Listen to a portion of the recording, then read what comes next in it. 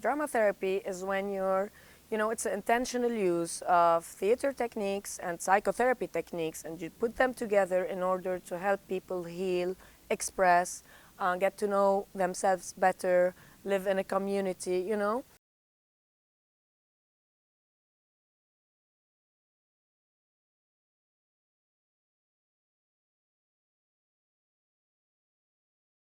The prison project we did, I guess, like it got a lot of, attention because it was a pioneer project in the Middle East, like in the Arab countries especially, because never had theater entered prisons before that or any drama therapeutic activity went there.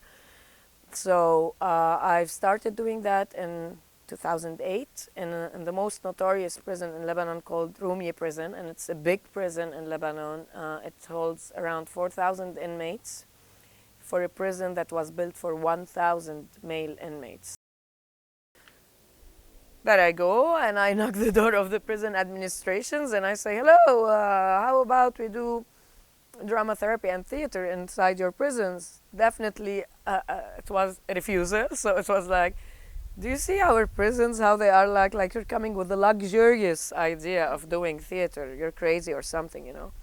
But I didn't give up. I really did all negotiations possible, and it took me a year to get finally the clearance and set the project in there. I also have to mention that if I got encouraged to do projects in prison, it's because in 2002 I witnessed a great project of theater that's been done in a prison, in Volterra in Italy. It's in Tuscany. It's an old fortress that has been transformed into a prison. And there's this guy, Armando Punzo, whom I respect a lot. He's been doing theater there for 25 years. So every year they produce a play, and the whole prison transforms into a big festival thing, and the whole village, the city around the prison, they have the festival also around it. So it's a theater festival with a play inside the prison and many plays in the different theaters around it. And people come from all over the world to, see what these inmates have to say. And the citizens in the village, they encourage what's happening inside. So it created this whole community. Like, we don't deny the prison anymore. The prison is part of this city. It's not like they are reclused behind their walls and we don't want to hear about them.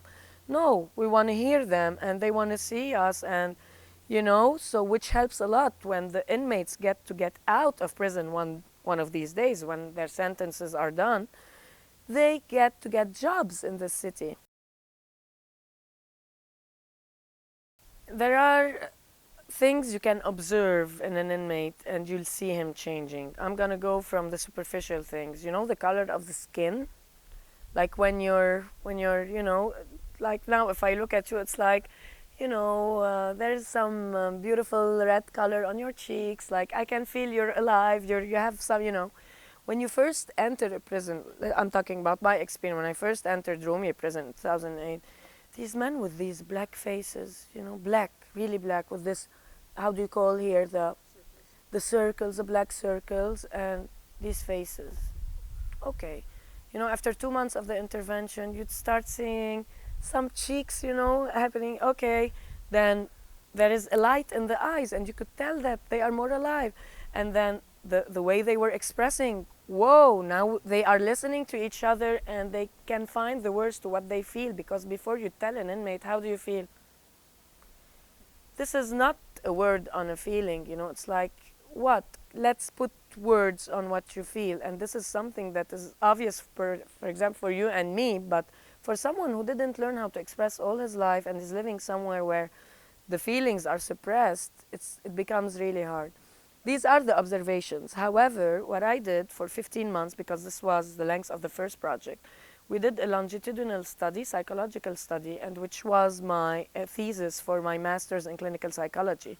So we administered these tests. It was 3 tests administered 3 times at the beginning of the project, in the middle, and in the end. And there was this control group that didn't get the drama therapy intervention. So we did this whole comparison between people who got the drama therapy and people who didn't do the drama therapy.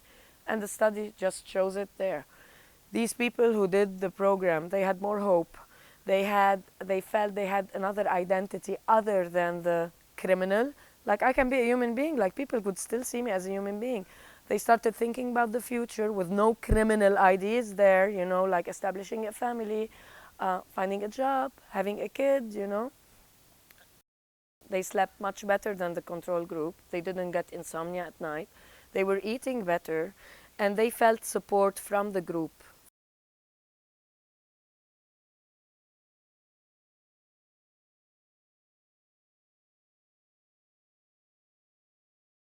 When I first entered prison, it was just, to do the play 12 Angry Lebanese, which is an adaptation of the 12 Angry Men, but really totally changed with many monologues from the men and a lot of songs also composed by them. So it's a 12 Angry Lebanese play. I got the idea of bringing a camera inside. My idea wasn't to do a film. The idea was to archive what's been happening there. I never knew if we'd stay there with, I don't know, maybe the prison administration would come one day and say, sorry, you have to stop your project because. So I was always like, I need a witness, and a witness that would stay there. The camera is a better witness. So thank God there is my friend who's Jocelyn Abi Jabrail, and she's a DOP, director of photography, and she accepted to go along with us, and she was there like really quite daily with me holding this camera. But really there was no film at that time. When the project finished, we said, okay, let's watch what we have. And we were watching, we said, whoa, there is a film material in there. And this is when we decided that we're going to do the film.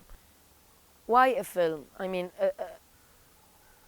a play, you'll get to watch it in the present moment, it's great. And then you'll go out from prison and you'll definitely go tell your circle of friends, your family, and I've seen these inmates and they have the la la la.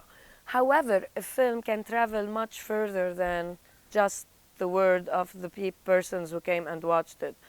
For example, 12 Angry Lebanese, and really thank God, I mean, it was unexpected, but when the film finished, first of all, I sent it to the first festival. It was Dubai International Film Festival, and it won the first prize, which made it travel in 67 countries. Since 2010 until now, the film is still traveling. It has won 8 awards. Every single Lebanese, like people interested in documentaries, have seen it. So which means now the word is spread much more. People get to know the prisoners, whether they got into the prison or not, like to watch the play. You can be seated in your house and see these people, and they are alive, and these are live interviews with them. Why prisoners? Great question. I mean, yeah, if any person would come, why prisoners? Why invest in prisoners? Let's invest in the environment and stopping wars around the world. Why prisoners? Well, guess what? A prisoner is a human being who could have been someone from your family. If we want to put them in prisons, and that's it, and one day they'll go out, what do we expect? Are they turning into better human beings? No. Like prisons alone, just punishment is not a solution. So if you want him to come back, or her to come back to society as a better person and someone who learned something from his past, then certain interventions should take place. And this is where my work, Johnny Stallings' work, is, to make them express, to make them have deeper insight. I want to say that I'm very happy that I've been invited here, really, a lot. I'm so thankful to Open Hearts, Open Minds. When you believe in signs that as if God sends them to you, like, why did I receive at this moment in time this email from Johnny Stallings saying, would you like to come? And why me at this point in time?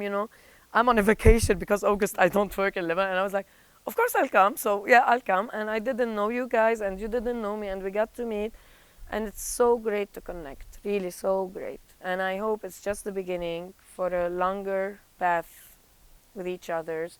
Hope to see you all in Lebanon to visit our own prisons this time and show your work and talk with our inmates. Thank you loads.